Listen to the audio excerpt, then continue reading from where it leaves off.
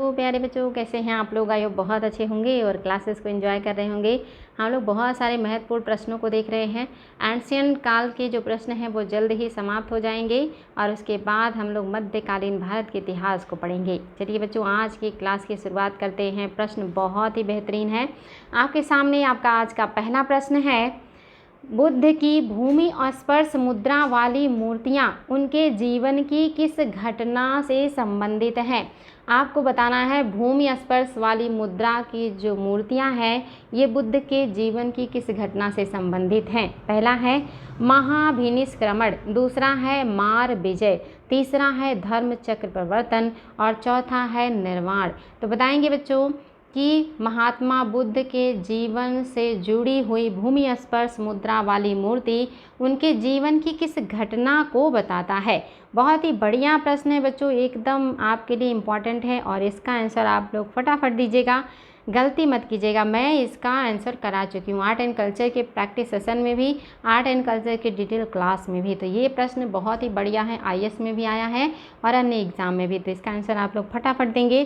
तो आप सबको पता है इसका जो ऑप्शन नंबर 2 है बिल्कुल सही है, मार विजय। यानी कि महात्मा बुद्ध धरती का आह्वान करते हैं कि देखिए, मार के प्रलोभनों के बावजूद मैं अपनी शुचिता और शुद्धता को प्रभावित नहीं होने दे रहा हूँ। महाभिनिष्क्रमण मतलब होता है गृह त्याग, जब उन्होंने घर को छोड़ दिया था, जब उन्होंने पहली बार घर छोड़ा था।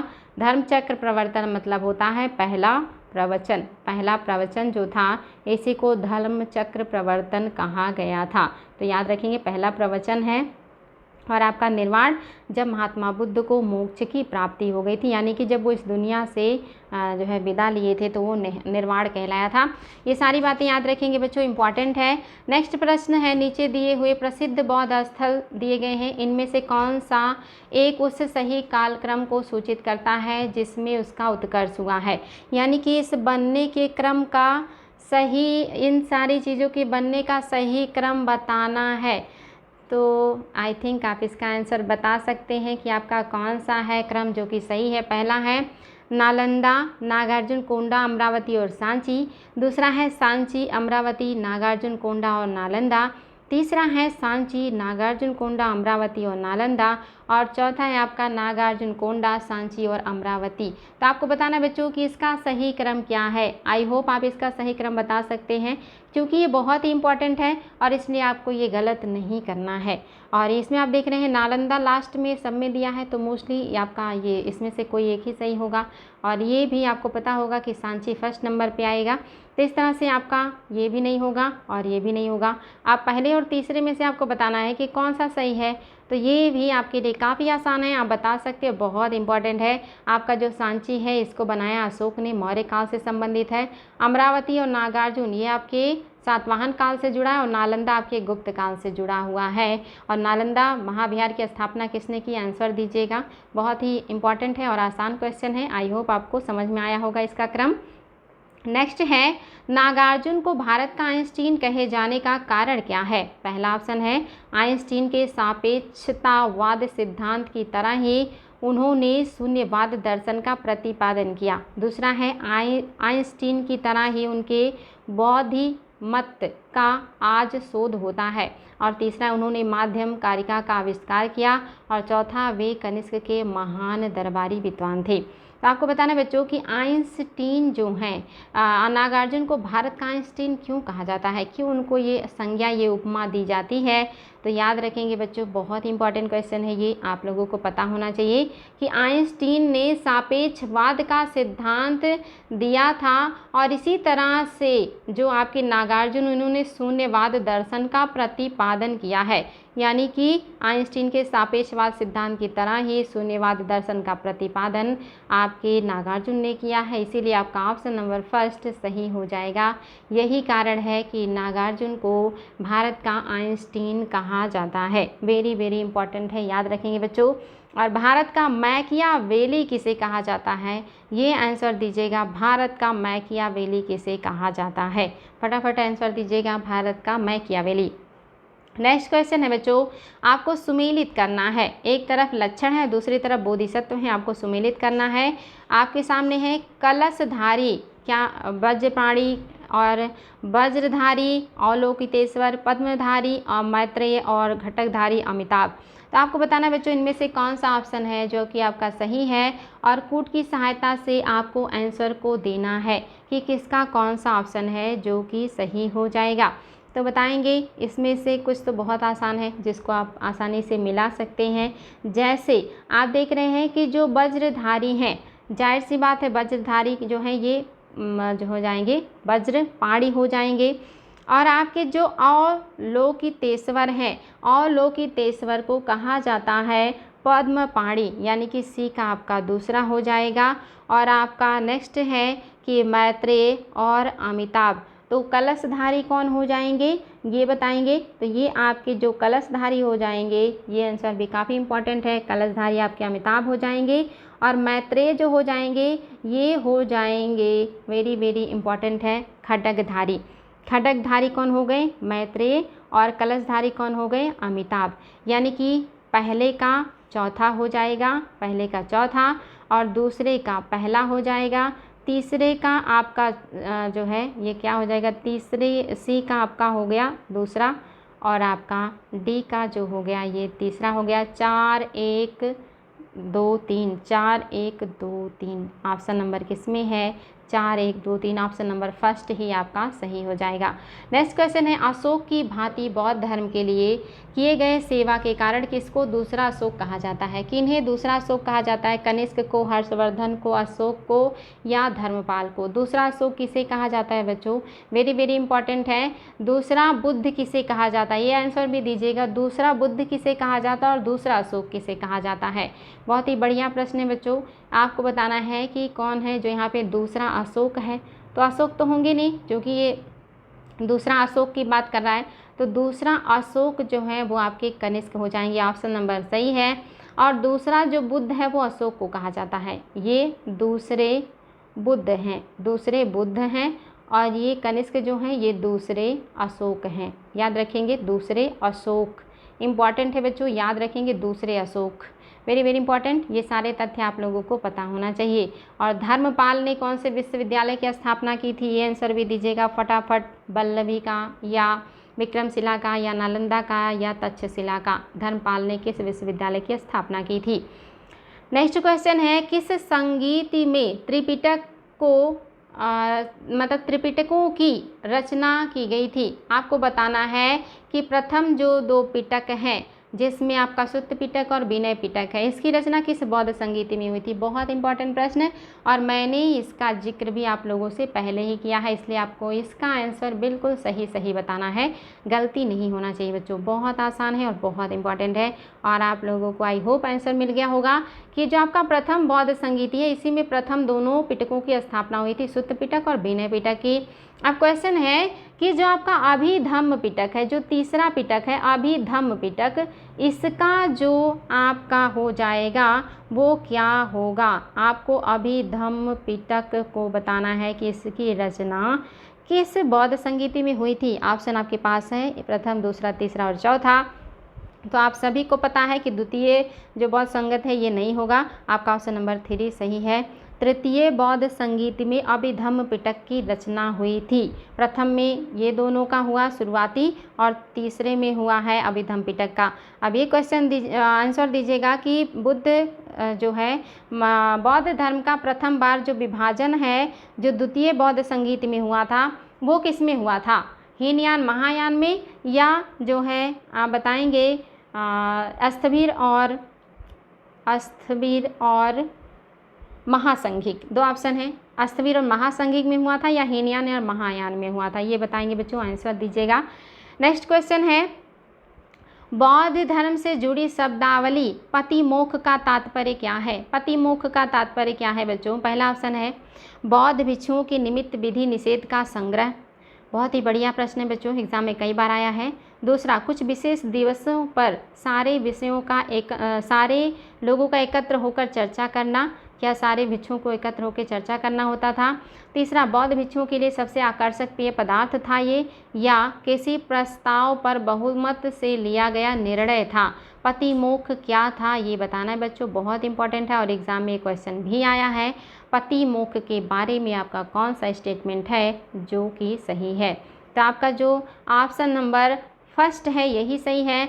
पतिमोक्ष में बौद्ध भिक्षुओं द्वारा जो वर्षावकाश में गलतियां की जाती थी उसी का संग्रह होता था, उसी का ये लोग प्रायश्चित करते थे, उसी का ये लोग क्षमा मांगते थे, उसी की स्वीकारोक्ति करते थे पतिमोक्ष में। ऑप्शन नंबर पहला आपका सही हो जाएगा। दूसरा आ गया है प्रश्न आपके सामने, बौद्ध संघ से जुड़ी शब्दावली उपोस्थ किस तरह की क्रिया को कहा जाता था? पहला है बौद्ध भिक्षुओं के निमित्त विधि निषेधों का संग्रह है। दूसरा, कुछ विशेष दिवसों पर सारे भिक्षुओं का एकत्र होकर चर्चा होता है। या तीसरा है बौद्ध भिक्षु के लिए सबसे आकर्षक पेय पदार्थ। और चौथा है किसी प्रस्ताव पर बहुमत से लिया गया निर्णय। तो बताएंगे बच्चों कि जो आपका उपोस्थ है ये क्या है, तो ये भी आपके लिए काफ़ी इम्पॉर्टेंट है और ये आंसर आपको देना है। आई होप इसका आंसर आप लोगों को पता होगा क्योंकि मैं ये सारे क्वेश्चन करवा चुकी हूँ आर्ट एंड कल्चर में। तो आई थिंक आपको पता है ऑप्शन नंबर 2 सही है। कुछ विशेष अवसरों पर सारे बौद्ध भिक्षु एकत्र होकर चर्चा किया करते थे, इसी को कहा जाता था उपोस्थ संस्कार। आई थिंक ये क्वेश्चन भी आपको समझ में आया होगा, बहुत इंपॉर्टेंट क्वेश्चन था। नेक्स्ट है बच्चों, निम्न कौन सी मुद्रा हाथ की स्थिति के आधार पे गांधार शैली की बुद्ध की मूर्तियों से नहीं मिलती हैं? यानी कि इसमें से कौन सी मुद्रा है जिसमें महात्मा बुद्ध की मूर्तियां गांधार शैली में नहीं प्राप्त होती? पहला है भूमि स्पर्श मुद्रा, दूसरा है अभय मुद्रा, तीसरा है ध्यान मुद्रा और चौथा है अंजलिबद्ध मुद्रा। कौन से मुद्रा में भगवान बुद्ध की मूर्तियां गांधार कला शैली में नहीं मिलता? आपको इसका आंसर देना है, बहुत इंपॉर्टेंट है और बहुत ही बढ़िया प्रश्न है बच्चों। आई होप आपको इसका आंसर पता होगा। ऑप्शन नंबर जो आपका 4 है ये सही हो जाएगा। अंजलिबद्ध मतलब होता है हाथ जोड़े हुए। हाथ जोड़े हुए भगवान बुद्ध की मूर्ति गांधार कला शैली में नहीं बना है। और कैसे याद कर सकते हैं बच्चों, गांधार कला शैली यूनानियों से प्रभावित है गांधार शैली, और जो विदेशी है वो हाथ जोड़ करके किसी को प्रणाम नहीं करते, यानी कि ये भारतीयों की शैली है तो इसे विदेशी क्यों अपनाएंगे? तो जाहिर सी बात है कि हाथ जोड़ने की शैली भारतीयों की है, विदेशियों की नहीं, इसलिए इसमें यूनानी शैली में अंजलिबद्ध मुद्रा यानी कि हाथ जोड़े हुए भगवान बुद्ध की मूर्ति नहीं देखने को मिलती है। नेक्स्ट बच्चों, सवाई राजा जयसिंह द्वारा प्रथम वेधशाला जंतर मंतर कहाँ स्थापित किया गया था? बहुत ही बढ़िया क्वेश्चन, आयोग का फेवरेट क्वेश्चन। और साथ ही ये भी बताएंगे कि सवाई राजा जयसिंह ने कहाँ कहाँ पर वेधशालाएँ बनवाई थी और कितनी वेधशालाएँ बनवाई थी। तो आप बताएंगे सबसे पहले कि कहाँ का बना था, जयपुर, अयोध्या, उज्जैन और दिल्ली। आप बताएंगे कि कहाँ कहाँ पे बनवाए थे और कितना बनवाए थे। तो आई थिंक आप इसका आंसर भी बता सकते हैं, आपको ये पता होना चाहिए, बहुत इंपॉर्टेंट है। ऑप्शन नंबर फर्स्ट सही है, जयपुर में उन्होंने अपना पहला वेधशाला बनवाया था। वेरी वेरी इम्पॉर्टेंट है बच्चों, पहला वेधशाला उन्होंने जयपुर में बनवाया था। इसके अलावा उनकी जो वेधशालाएँ थी, उन्होंने इसके अलावा 5 वेधशालाएँ बनवाई थी। कहाँ कहाँ पे? तो एक तो जयपुर में था, एक आपका उज्जैन में था, एक आपका दिल्ली में था, 3 तो ये हो गए। इसके अलावा जो है एक आपका था मथुरा में, यानी कि जो तीसरे नंबर या चौथे नंबर का मथुरा में था, और 5वां आपका वाराणसी में था। ये याद रखेंगे बच्चों, 5 वेधशाला, पहला जंतर मंतर, दूसरा उज्जैन, तीसरा दिल्ली, चौथा मथुरा, 5वां वाराणसी। 5 जगह पे इन्होंने जंतर मंतर बनवाया था। किसने? जय सिंह, सवाई राजा जय सिंह ने। और पहला जो बनवाया था जयपुर में बनवाया था। और इन्होंने ज्योतिष की सारणी भी बनवाई थी, और किस नाम से बनवाई थी ये भी क्वेश्चन आया है, जिज मुहम्मद शाही। जिज मुहम्मद शाही के नाम से ज्योतिष की समय सारणी भी बनवाई थी इन्होंने।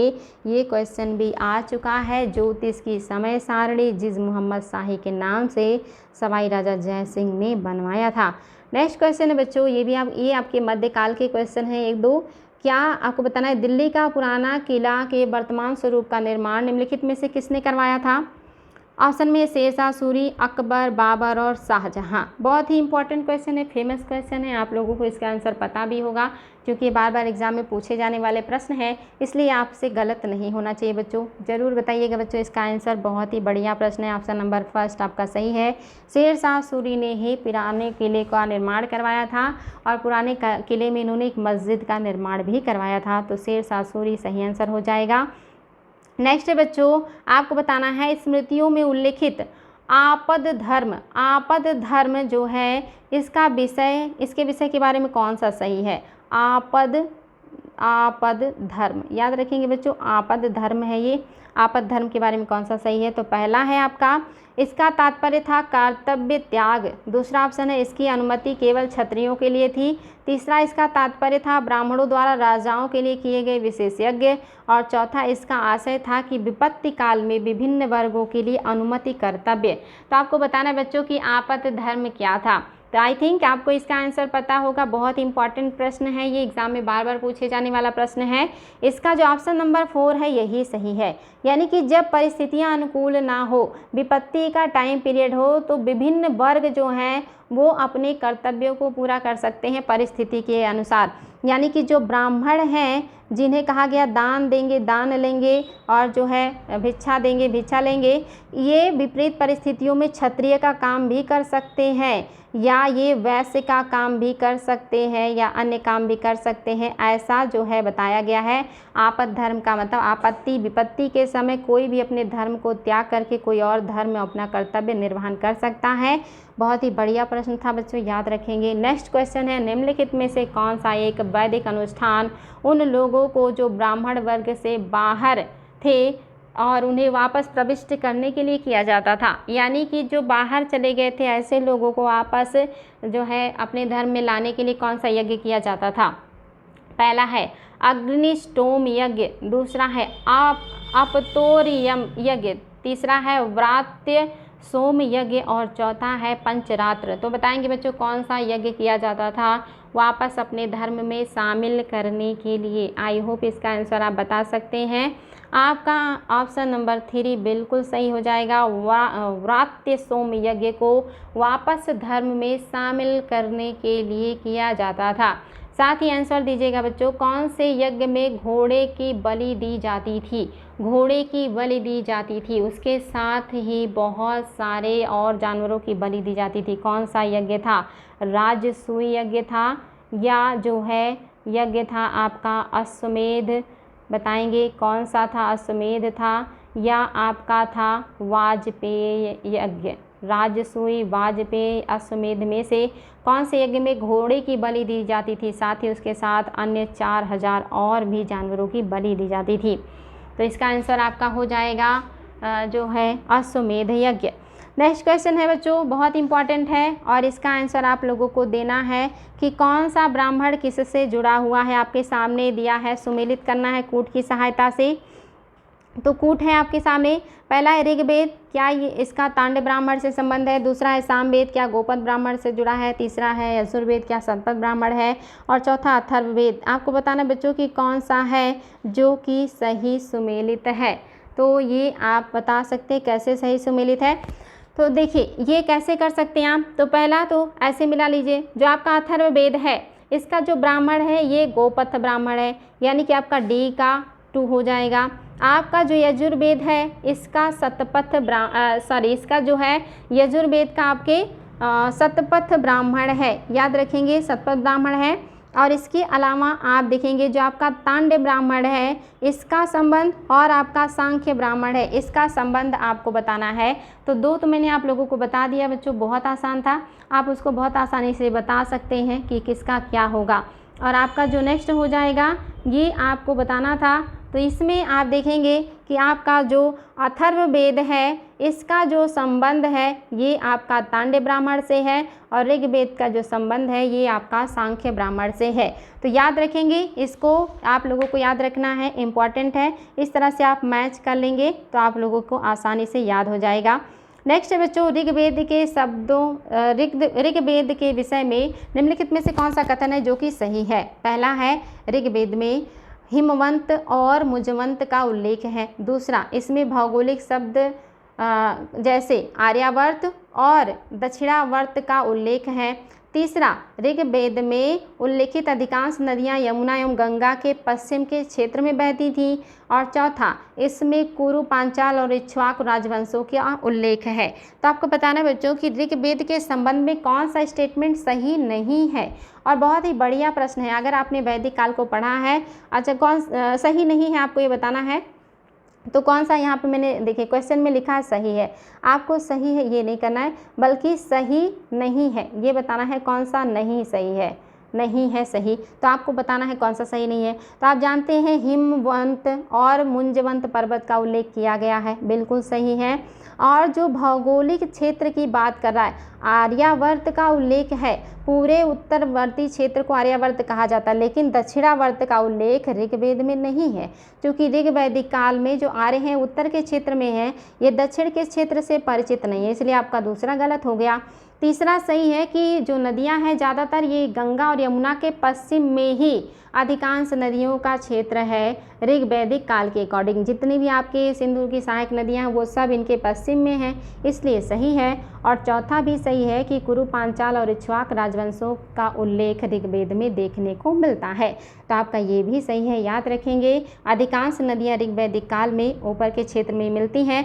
तो आपको यहाँ से अगर आप देखेंगे कि कौन सा सही है, तो अगर आपको कूट की सहायता से बताना है तो आप देखेंगे कि किस में आपका कौन सा जो है वो ऑप्शन सही हो जाएगा। तो आप यहाँ पे देख रहे हैं कि अगर सही देखेंगे तो तीसरा ऑप्शन जिसमें नहीं होगा वही आपका सही हो जाएगा। तो यहाँ पे देख रहे हैं आप लगभग सभी में तीसरा आ गया है, यानी कि सिर्फ एक ही ऑप्शन इसमें गलत है। तो याद रखेंगे आपका जो अच्छा दूसरा वाला जो है ये गलत है कि जो भौगोलिक क्षेत्र है आर्यावर्त का उल्लेख है सही है, लेकिन दक्षिणावर्त का उल्लेख नहीं, यही गलत है। और बाकी जो है ये आपके सही हैं, ये चीज़ ध्यान देना है आप लोगों को। बाकी आपका सही है, सिर्फ आपका जो दूसरा है वो सही नहीं है। तो याद रखेंगे बच्चों, सिर्फ दूसरा आपका सही नहीं है। चलिए आगे बढ़ेंगे और देखेंगे आपका नेक्स्ट क्वेश्चन क्या है। ऋग्वेद में निम्नलिखित देवताओं में से किसके लिए वर्णन है कि उसके रथ बकरे खींचते थे। इनमें से कौन से देवता हैं जिनका रथ बकरे खींचते थे ऋग्वैदिक काल में। पहले हैं पूषण, दूसरे हैं वरुण, तीसरे हैं रुद्र और चौथे हैं यम। तो बताएंगे बच्चों। इसके अलावा मैंने आप लोगों को और भी बहुत सारी बातें पहले भी बताई हैं। अब मुझे एक आंसर और दीजिएगा कि ऋग्वैदिक काल में सबसे महत्वपूर्ण देवता कौन थे। ऋग्वैदिक काल के महत्वपूर्ण देवता, सबसे महत्वपूर्ण देवता कौन थे। ऑप्शन में है इंद्र, और दूसरे हैं अग्नि है, और तीसरे हैं आपके प्रजापति, और आपका चौथा है सभी। तो आपको बताना है ऋग्वैदिक काल का सबसे महत्वपूर्ण देवता कौन है और किसके रथ को बकरे खींचते थे, आपको ये भी बताना है। तो आई होप आपको इन दोनों का आंसर पता होगा। पूषण जो हैं इनके रथ को बकरे खींचते थे, बिल्कुल सही है। और इंद्र ऋग्वैदिक काल के सबसे महत्वपूर्ण देवता हैं जिनको 250 सूक्त समर्पित हैं। अब आप मुझे बताएंगे कि इंद्र के बारे में कौन सा स्टेटमेंट है जो कि सही है। इंद्र के बारे में कौन सा स्टेटमेंट है जो सही है। पहला है ये युद्ध के देवता थे, युद्ध के देवता, क्या ये सही है। दूसरा है वर्षा के देवता थे, वर्षा के देवता। तीसरा है किले को तोड़ने वाले थे, किले को तोड़ने वाले। और चौथा है सभी। तो बताएंगे इंद्र के बारे में कौन सा स्टेटमेंट है जो कि सही है, इंद्र की कौन सी विशेषता है जो कि आपका सत्य है। आई होप आपको पता होगा कि इंद्र के बारे में यहाँ कही गई सारी बातें सही हैं। याद रखिएगा बच्चों, बहुत इंपॉर्टेंट है, मोस्ट इम्पॉर्टेंट है। और साथ ही एक क्वेश्चन का आंसर और दीजिएगा कि ऋग्वैदिक काल में मध्यस्थ देवता कौन था, मध्यस्थ देवता कौन था। पहले हैं इंद्र, दूसरे हैं अग्नि, और तीसरे हैं यम, और चौथे हैं ब्रह्मा। तो बताएंगे बच्चों मध्यस्थ देवता कौन है। इंद्र हैं, अग्नि हैं, यम हैं और ब्रह्मा हैं। आई होप इसका आंसर भी आप लोगों को पता होगा। मध्यस्थ देवता ऑप्शन नंबर 2 सही है।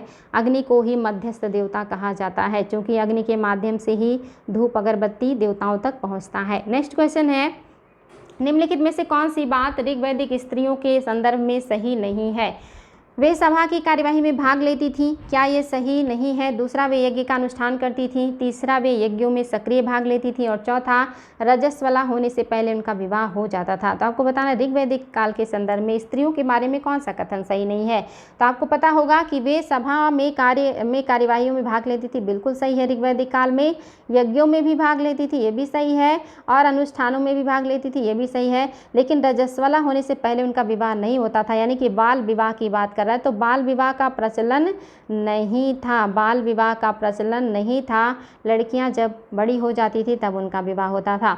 इन आश्रमों का बच्चों आप लोगों को सीक्वेंस बताना है और इसमें कोई दम नहीं है। इसका आंसर तो आप लोगों के लिए 1 मिनट का है कि आपका कौन सा ऑप्शन है जो कि सही हो जाएगा। तो आप सभी को पता है इस प्रश्न में कोई दम नहीं है। आपका ऑप्शन नंबर जो फर्स्ट है ये सही हो जाएगा, ब्रह्मचर्य, गृहस्थ, वानप्रस्थ और संन्यास। अब आप लोग आंसर दीजिएगा, इन चारों आश्रमों में सबसे महत्वपूर्ण कौन सा था?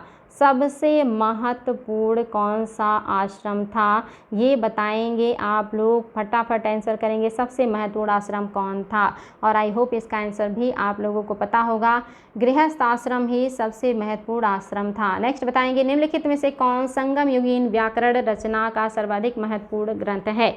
और ये आप लोगों को पता होना चाहिए कि व्याकरण का सबसे महत्वपूर्ण जो ग्रंथ है, जो कि नेट के एग्ज़ाम में भी आया है और अन्य एग्ज़ाम में भी पूछा जाता है, एतुदगोई या पदा किल्लेड़ेकर या तोलकपियम या इनमें से कोई नहीं। तो आपको पता होना चाहिए बच्चों, जो आपका तोलकपियम है यही आपका तमिल व्याकरण ग्रंथ है, जो कि बहुत इंपॉर्टेंट है।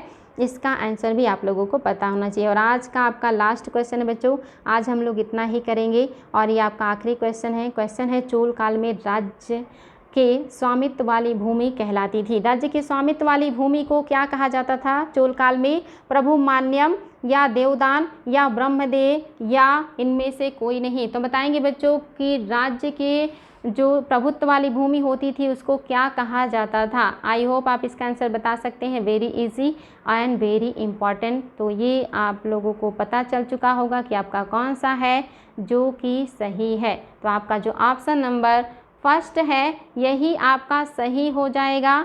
फर्स्ट ऑप्शन को ही आप लोगों को चूज़ करना है। आपका पहला ऑप्शन बिल्कुल करेक्ट हो जाएगा बच्चों, जो आपका प्रभु मान्यम है यही जो है आपका सही आंसर हो जाएगा। अब आपके लिए क्वेश्चन है बच्चों, सबसे बड़ा उपनिषद, सबसे बड़ा उपनिषद कौन सा है? सबसे बड़ा उपनिषद, सबसे पुराना उपनिषद, सबसे पुराना, सबसे बड़ा और सबसे छोटा, ये तीनों उपनिषदों को कमेंट बॉक्स में आंसर दीजिएगा। सबसे बड़ा, सबसे पुराना और सबसे छोटा उपनिषद कौन सा है? आंसर जरूर दीजिएगा बच्चों और साथ ही बताइएगा प्रश्न कैसा लगा। आगे ऐसे ही बेहतरीन क्लास के साथ और प्रश्नों के साथ उपस्थित होंगे आपके सामने। आज के लिए इतना ही। आपके सामने छूट है, आपके अपने या आप कोई भी इसका लाभ लेना चाहें तो ले सकते हैं। आप लोगों का दिल से स्वागत है और ऐसे ही आगे हम लोग क्लासेस करते रहेंगे, पढ़ते रहेंगे। आज के लिए इतना ही। Thank you so much.